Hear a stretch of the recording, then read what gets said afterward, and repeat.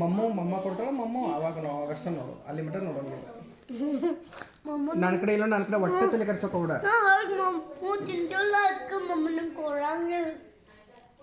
ನಾನು ಹಿಂಗೆ ನೋಡಿಲ್ಲ, ನಾನು ಹಿಂಗೆ ಏನಂತಾರೆ ಅದಕ್ಕೆ ಇದು ಬಂದ ಒಟ್ಟ ಕೊಡೋಣ ನನಗೆ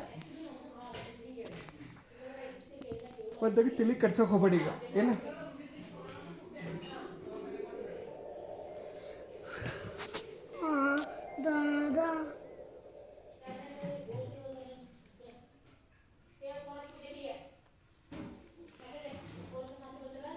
ಯಾಕೆ ಚಿಕ್ಕತ್ತಿರುತ್ತೆ ಹಂಗೆ?